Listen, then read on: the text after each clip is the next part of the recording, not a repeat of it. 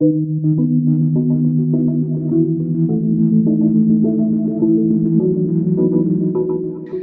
welcome everyone for joining us today in this ICMAB Online Invited Seminar.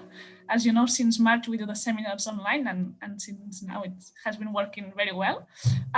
Today we have Gyanendra Singh from Chalmers University. He's currently doing a postdoc, and he's hosted by Gervasi Arranz, who is a researcher at the multifunctional thin films and complex structures group at the Institute of Material Science of Barcelona.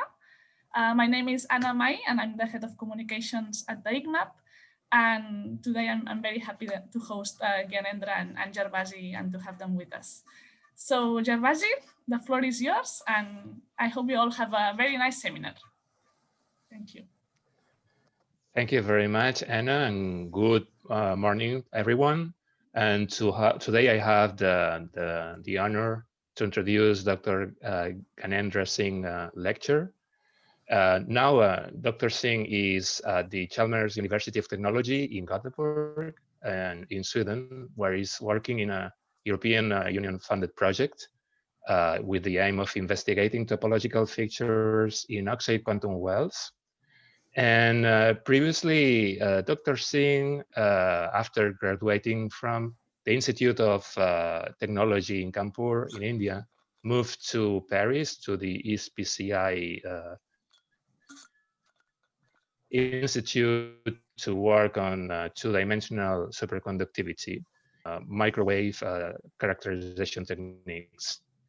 Maybe many of you already know that Dr. Gyanendra Singh as recipient of fellowship and will become soon participant or member of the institute at ICMAB in Barcelona, and we will have the opportunity to share and interact with him. And today, Dr. Singh will present his latest discoveries in multi-band superconductivity in oxide quantum wells. You can put, whenever you have a question, you can drop a line in the chat line for questions. And at the end of the seminar, I will be glad to read these questions out. So please, Dr. Singh, the floor is yours for your presentation. Okay, thank you, Gervasi, for introduction. So today I'm going to present our recent results on unconventional multi-band superconductivity at two-dimensional oxide interfaces. So this research is funded by the QuantTalks, which is a QuantERA program within the European Union. And I'm a postdoctoral fellow within this project. Yeah, let me introduce you my group.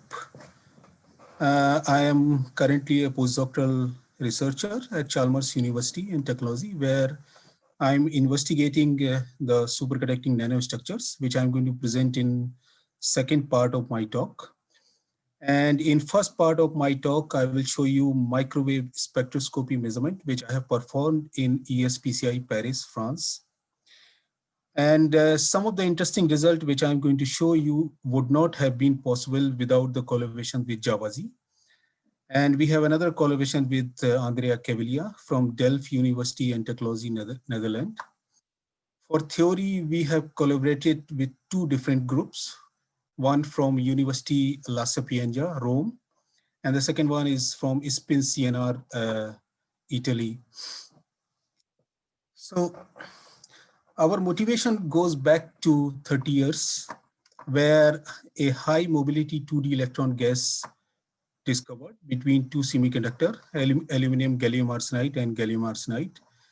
And this 2D electron gas produced a very interesting physics of quantum Hall effect. And many applications are associated with it, MOSFET, laser, etc. Since then, there is a demand to produce a similar kind of interface, especially in oxides, where the interface may generate a novel electronic physics, and there is a possibility of new physics, and probably there is a possibility of of oxide electronics for future applications. The demand is to have a system where it has a two-dimensional superconductivity, a sizable Rashba spin-orbit coupling. There is a possibility of multi-band transport also, and all these properties can be tuned by simple electrostatic gating. So such kind of system can provide a platform to investigate the unconventional superconductivity. Many different interfaces are already discovered, and due to the interaction between spin charge and orbital degree of freedom, they show different kind of properties. For example, this calcium manganese oxide and calcium ruthenium oxide, which is antiferromagnetic insulator and paramagnetic metal, shows ferromagnetism at the interface. Similarly, superconductivity found at the interface of lanthanum copper oxide and lanthanum strontium copper oxide, which is insulator and overdoped metal, respectively. Very interestingly, the two-band insulator of lanthanum aluminate strontium titanate shows conductivity as well as superconductivity below 300 millikelvin. Similarly, superconductivity is also found between antiferromagnetic insulator, lanthanum titanate, and strontium titanate. Now, Otomo and Wang in 2004 discovered that if you deposit a thin layer of lanthanum aluminate, the critical thickness is 4 unit cell, then the conductivity is, on top of TiO2 terminated strontium titanate, then a conductivity is appearing. And if you cool down this system down to 2 Kelvin, there is a metallic behavior.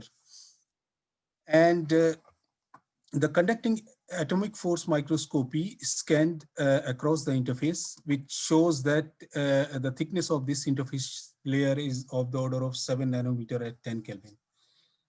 Now, I'm not going into the detail of the origin of the conductivity at the interface. There are many different theories, which can be a separate talk.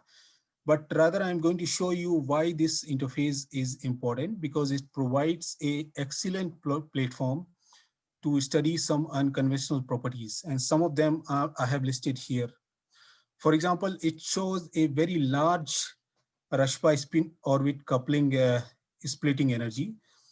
And this Rashba splitting energy is tuned by using a back gate and top gate. For example, by using a back gate, this splitting energy is tuned from 2 milli-electron volt to 10 milli-electron volt.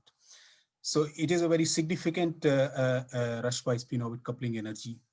Now, as a result, this system shows a efficient platform. It provides a very efficient platform for spin-to-charge conversion. One can read all these important publications in Nature and Nature Materials. And it has been found that by using a simple electrostatic gating, the direction of the spin propagation can be changed completely. So because of this unique properties, this system provides an excellent platform for spin-based electronics also. Now, the split gates technology has been used to produce a quantum point contact device, and a very successful quantum of conductance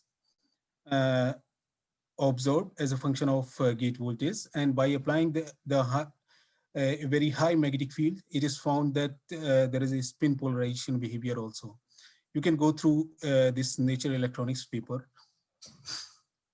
There are evidences of magnetism also, but this is highly debatable because some sample do not show any indication of magnetism.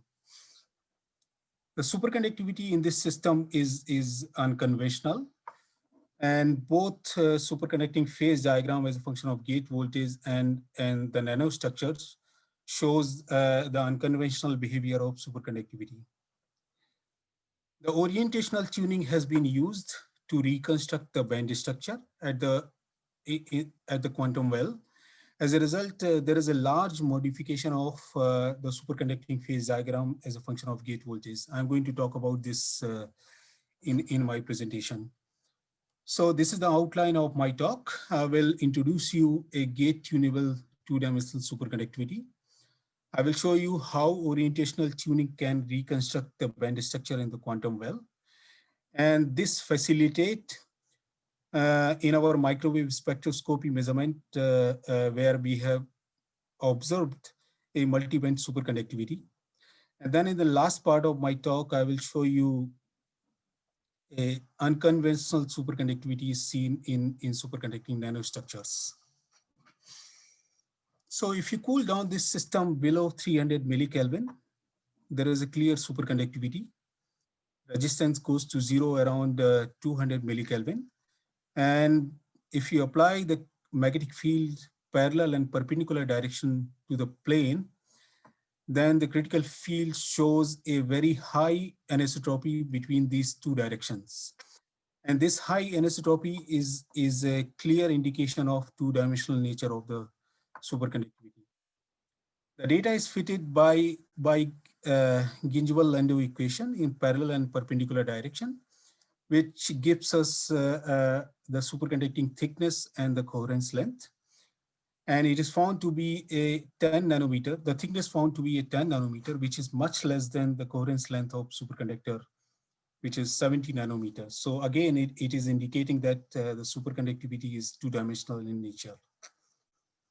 Now, very interesting measurement is done by Andrea Caviglia in 2008 by applying the gate voltage at the back of strontium titanate. Thanks to very high dielectric constant of strontium titanate, which goes to around 24,000 at low temperature. And they were able to tune the resistance by tuning the carrier density actually. But more importantly, they found that by reducing the gate voltage, there is a clear suppression of the superconductivity. The superconducting TC phase diagram is obtained as a function of gate voltage, which shows a dome kind of phase structure where the TC goes through a quantum critical point, and then for further increase of the gate voltage, there's no superconducting behavior. Now, for sure, the superconductivity is coming from strontium titanate.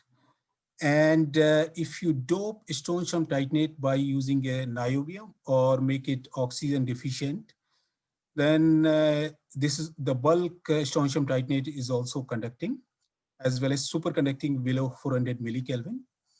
And the phase diagram shows that the superconductivity exists for very large carrier density range, starting from 10 to the power 17 per centimeter cube to 10 to the power 21 per centimeter cube. So it is known to be a most diluted superconductor in the history of the list of superconductor actually. Now, where is the superconductivity of the interface situated in the phase diagram? We compared here. So it is found that the superconductivity in the interface is only exists for a very narrow range of the carrier density. This is again the confinement is playing the role at the interface. Now, what is the reason of suppression of superconductivity, especially in underdoped region of the phase diagram?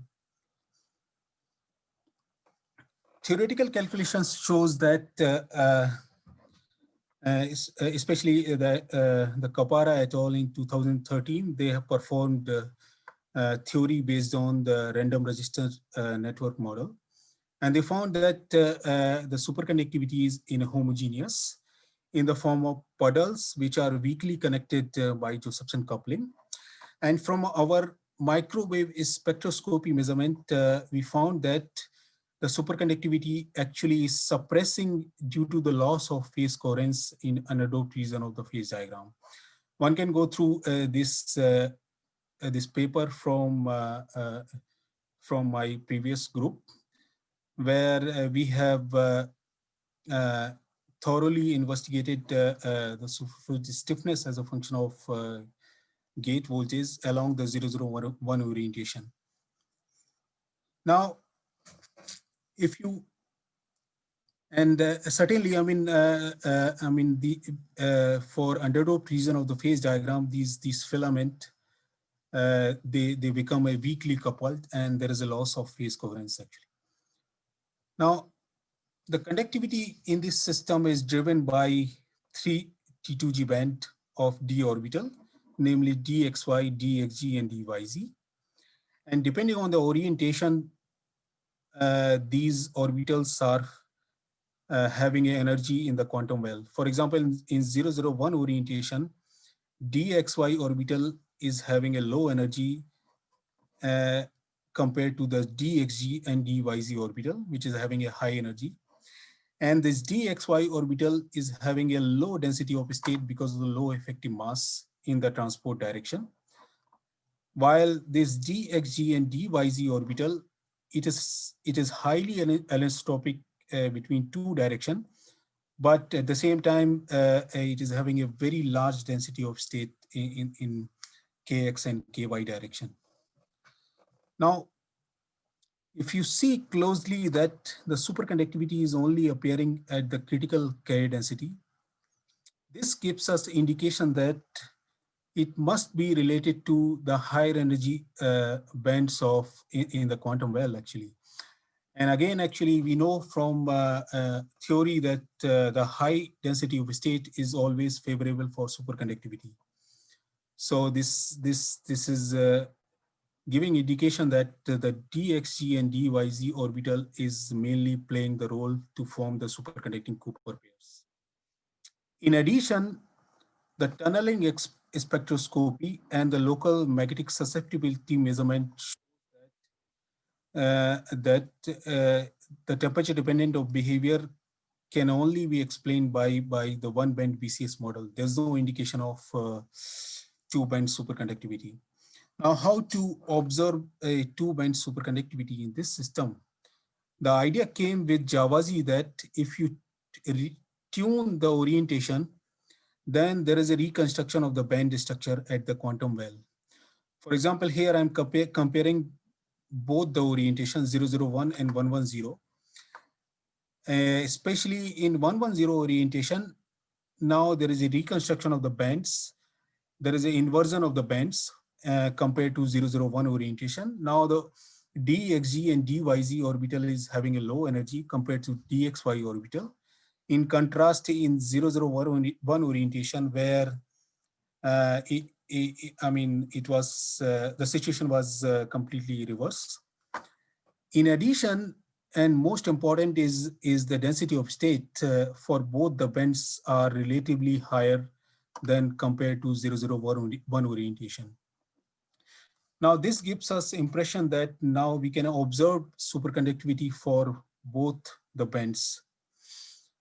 So we measured the superconducting phase diagram along for both the orientation. And what we have found is interesting actually. In 001 orientation, where superconductivity is completely suppressed at negative gate voltage. Now in 110 orientation, actually the superconducting TC is only modulated weakly. It never suppresses completely the superconductivity. We went up to minus 400 volt of gate voltage. In addition, there is a large suppression of the critical current at around 0 volt. Now we use this sample for microwave spectroscopy to observe that is there any evidence of two band superconductivity. And so if you, from Matthews-Bardeen theory, we know that the conductivity of superconductor can be given by, in high frequency is given by the real and imaginary part of the conductivity, where a real part is related to unpaired electrons, whereas imaginary part of the conductivity is related to superconducting condensate. Now this G2 is inversely proportional to the kinetic inductance of superconductor. So our goal is to estimate the value of kinetic inductance as a function of gate voltage. And once we know the kinetic inductance, we can estimate the stiffness by using this equation. The transport is done by using a vector network analyzer, and which is operating at 50 ohm, and all the measurement is done in reflection mode, and the reflection coefficient in this in the vector network analyzer is given by the ratio of input and output signal, which is further given by Z load minus Z naught divided by Z load plus Z naught, where Z load is the total impedance of the circuit around the sample, and Z naught is the 50 ohm is the impedance of the microwave lines, which is fixed. Now, the circuit is designed in such a way by taking a two SMD connector, R1 and L1, where R1 is the resistance and L1 is the inductance. And this value is always fixed, is not changing as a function of temperature or gate voltage. And these R1 and L1 is parallelly connected with the capacitance of STO and the resistance of the 2D electron gas. Now we know from the basic physics that if you have a parallel RLC circuit, then it is resonating at resonance frequency given by 1 over root L1 CSTO. So we modified our dilution refrigerator by taking two microwave lines. In the input line, we use many attenuation so that only a few nanoampere of the current can reach to the sample. And then the output signal is enhanced by a cryogenic amplifier. Now we wanted to measure at the same time the DC resistance also, and a bias T used, which is separating the DC line from the high frequency line. Now the sample is inserted in a coplanar waveguide in the central line, and these SMD connector is parallelly connected, which is connecting between the central line and the ground. Now, first we analyze the phase diagram, which is exactly similar than I've shown you in the previous slides. And from the Hall effect measurements, we identified two different kind of region. In underdoped region between minus 90 volt to minus 10 volt, the Hall effect shows a linear behavior. So we identified as a one band Hall effect. In the overdoped region between minus 10 volt to 50 volt, there is a non-linearity in the Hall effect, in the Hall signal. We identified this as a two band Hall effect.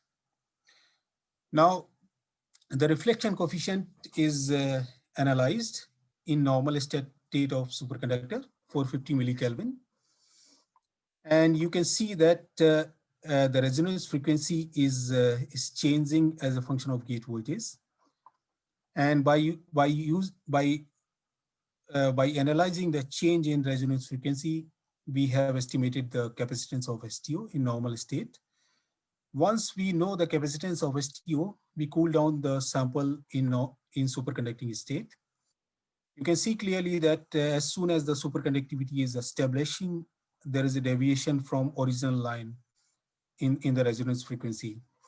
And this is due to the fact that now the kinetic total inductance is given by LK-L1 divided by LK plus L1, where LK is the kinetic inductance of superconductor.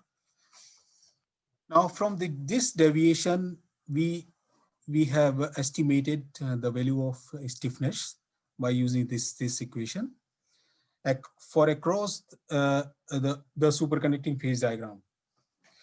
So what we find, actually, we see two interesting properties here. One is the stiffness is reducing as a function of reducing the gate voltage. And this is again in line of suppression of the phase coherence by reducing the gate voltage. And secondly is there is a evidence of the multi-band superconductivity. Here I'm plotting the normalized stiffness as a function of reduced temperature. And what we have found that in underdoped region of the phase diagram, all the curves are falling in one, and the temperature dependent of the data is explained nicely by one band BCS model. As soon as the gate voltage is increased to 0 volt, there is a deviation from one band BCS model, and this deviation continue for further increase of the gate voltage. Now, very recently, we have measured the temperature dependent of the signal by using a different probe to see whether this kind of phenomena is not limited to just stiffness. So we measured a magnetic critical field as a function of temperature. And here I'm plotting again the normalized stiffness as a function of reduced temperature. And we found very similarly, the underdoped region of the phase diagram is clearly explained by using a single BCS model, but there is a deviation in overdoped region, which cannot be explained by the single band BCS fit. You can take whatever the TC you want, but it is not possible to explain by using a single band BCS model. Now we used two-band superconductivity model developed by Kogan et al. In this publication. And this model consists of two intra-band coupling parameter, lambda11, lambda22, related to two different bands, dxy and dxg and dyz. And there is a interband coupling parameter, lambda12. So the superconducting TC is imposed by this equation. And by solving all these self-consistent equation, we get a temperature dependent of normalized stiffness equation. And we fitted this equation. What we have found that the data is only fitting very well when the intra-band coupling parameter is much larger than the inter-band coupling parameter. So this implies that the superconductivity is developing clearly in two different bands, and they are connecting weakly with a weak coupling parameter. Now, from the best fitting, we obtained the two gap, temperature dependent gap, and at t equal to 0, we here a plotting here the gap phase diagram as a function of gate voltage. What we have found interestingly that as soon as the second band is appearing, there is a suppression of superconducting TC. And this is again violating the BCS model, because BCS model tells us that the appearance of the second band will always increase the superconducting TC because of the fact that there is an increase of density of state. Now, how to explain this? So we proposed a S plus minus kind of wave kind of pairing in our system. This means that the pairing between the two bands are exactly having a 180-degree phase. And there is a repulsive interband coupling. And these Stanford group in 2018, they have found that in presence of interband coupling and in presence of the disorder, actually there has to be suppression of superconducting TC. Now, in the second part of my talk, I'm going to present you the result in our nanostructures, where we see unconventional superconductivity. But in literature already, there is evidence of a unconventional superconductivity in the nanostructures, especially the group from Naples. They have measured the IV characteristics in 200 nanometer by 200 nanometer structure. And they found that there is a minima at around the 0 magnetic field. And this certainly cannot be explained by spin singlet BCS model. What they have used actually is 0 and pi phase kind of model which explained the behavior. But certainly, I mean, if you see that this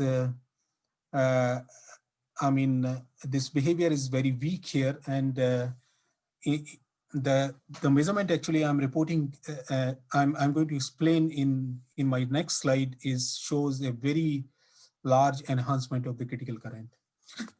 So the nanostructure we have fabricated, here in Chalmers by using a low energy argon ion irradiation method and the electron beam lithography method.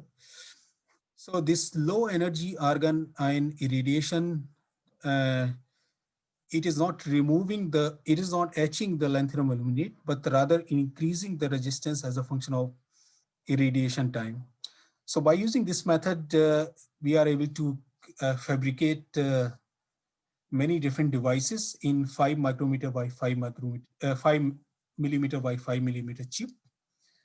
And the benefit of this method is if something goes wrong between the process, you can recover the conductivity by just annealing the sample at high temperature.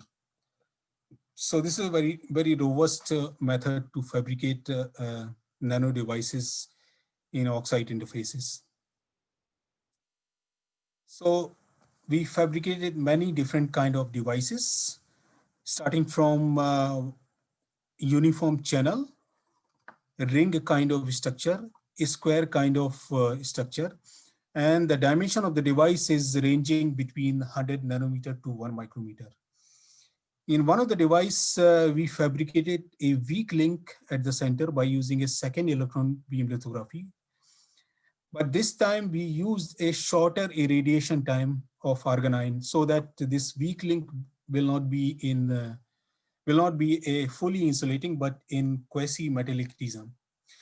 So we have investigated the IV characteristics for this device, and we found that there is a hysteresis in IV for highest gating between critical current and the returning current.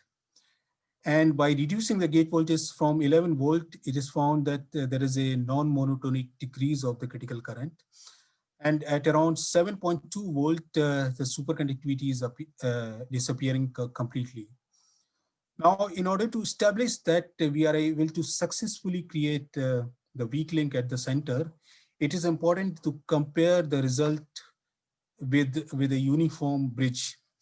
So what we have done, actually, we measured a similar IV characteristics in a 2-probe configuration where the current is not flowing through the weak link. Now we can see clearly that superconductivity exists for a very large span of gate voltage between 11 volt to -5 volt. And by estimating a resistance from the linear regime of the IVs, we found that in the case of weak link, there is a strong increase of the normalized resistance by reducing the gate voltage. So this is clearly indicating that we are able to successfully create a weak link at the center of the device. Now, normally, if you apply a perpendicular magnetic field, you always see a suppression of the critical current in superconductor due to the paramagnetic effect or orbital depairing effect. But what we have found is a very strong enhancement of the critical current as soon as the magnetic field is applied. The critical current, which is around 35 nanometer at 0 magnetic field, rose to around 90 nanoampere at around 2 millitesla. In addition, what we see is that there is a asymmetry with respect to the magnetic field direction. You can see clearly that the IC at +2 millitesla and IC at -2 millitesla is different. It is having a delta IC. So this is clearly indicating that the superconductivity in our system is not conventional, but rather unconventional. We applied the magnetic field in plane to to the device. And we found that now in the case of in-plane magnetic field, there's no enhancement of the critical current. Actually, we went up to plus minus 25 millitesla. But interestingly, for the two probe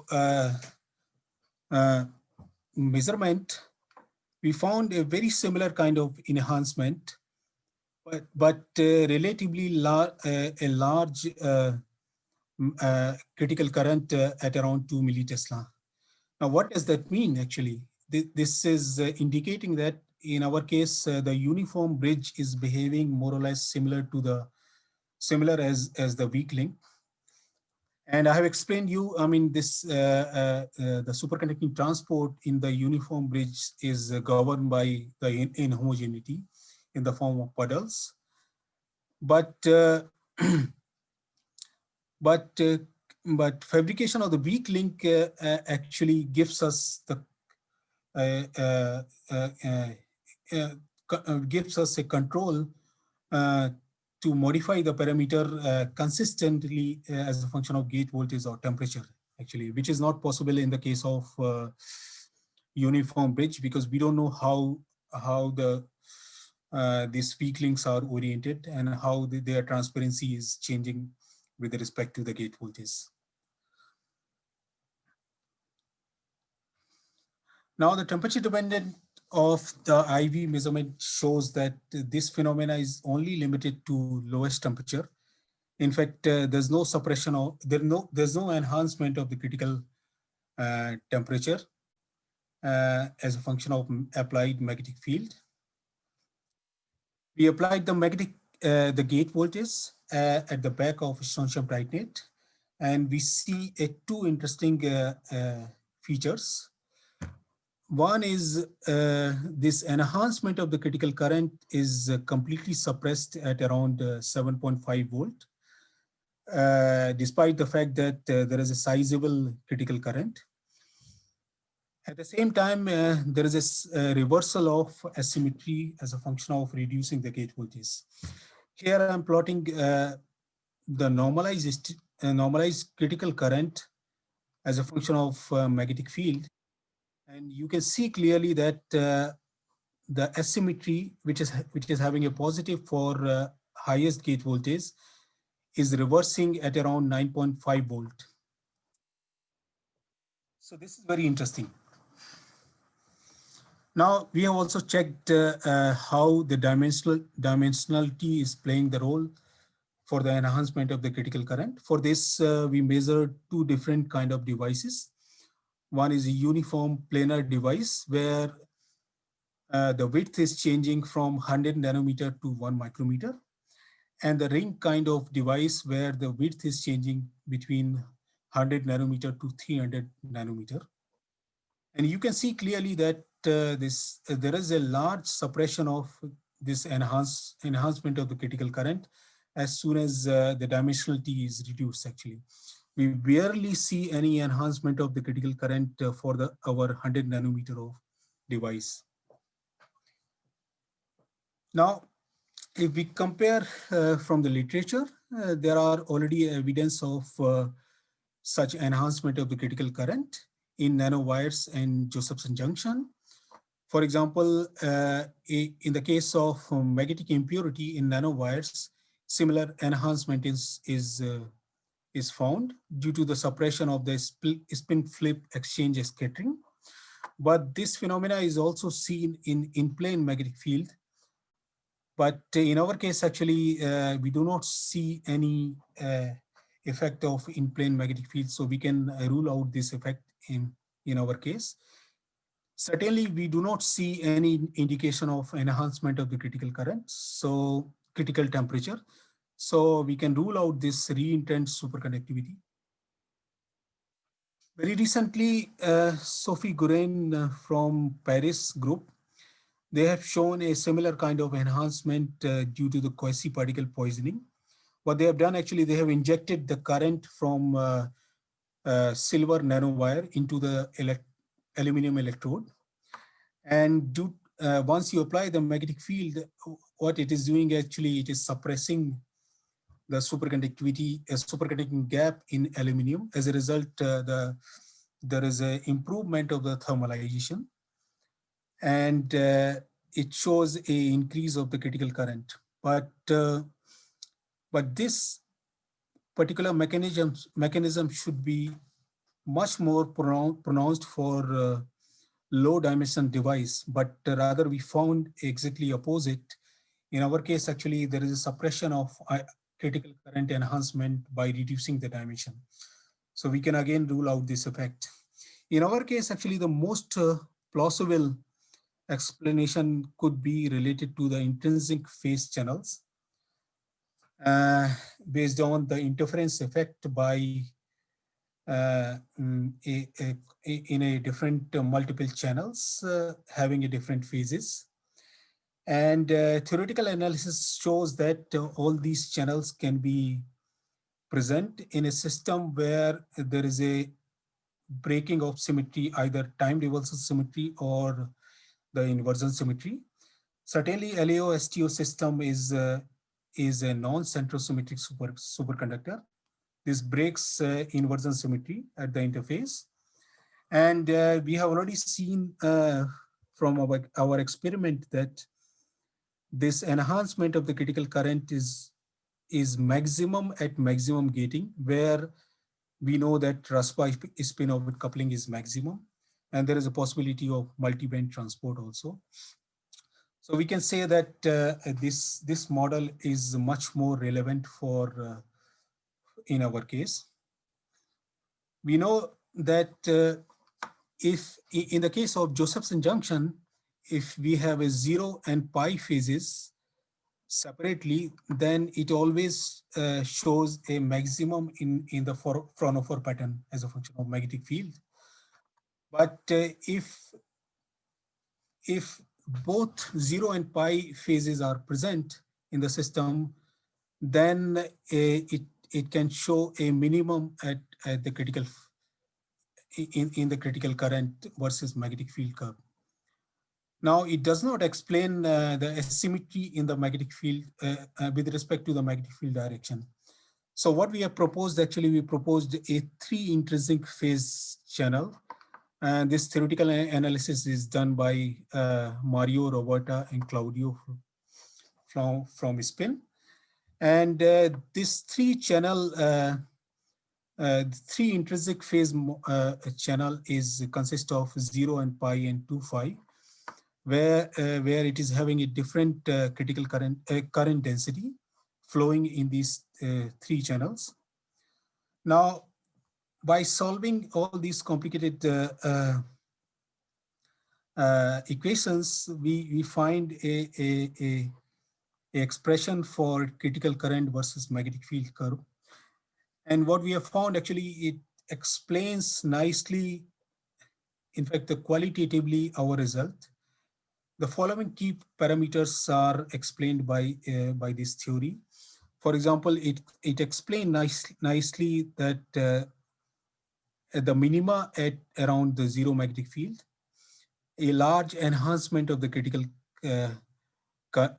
current around the 0 magnetic field, and similarly, the asymmetry with respect to the magnetic field direction is also explained by this model.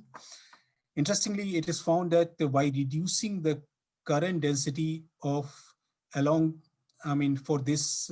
one channel, we can actually reverse the direction of the asymmetry.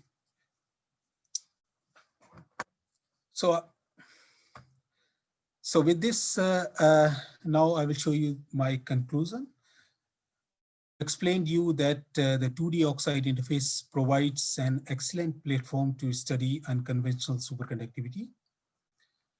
The orientational tuning result in a band reconstruction. As a result, there is a drastic change in superconducting phase diagram. And a microwave spectroscopy is used, which shows evidence of the 2-band superconductivity. And there is an unconventional suppression of superconductivity, which is explained by as plus minus wave superconductivity model. In our nanostructure, we see a very significant enhancement of the critical current as a function of perpendicular magnetic field, which is explained by 3-channel intrinsic phase channel qualitatively. So with this, I will stop here. Thank you very much, Dr. Gyanendra Singh, for this excellent overview of the properties of these quantum wells, and also for sharing the latest findings in this field about quantum transport.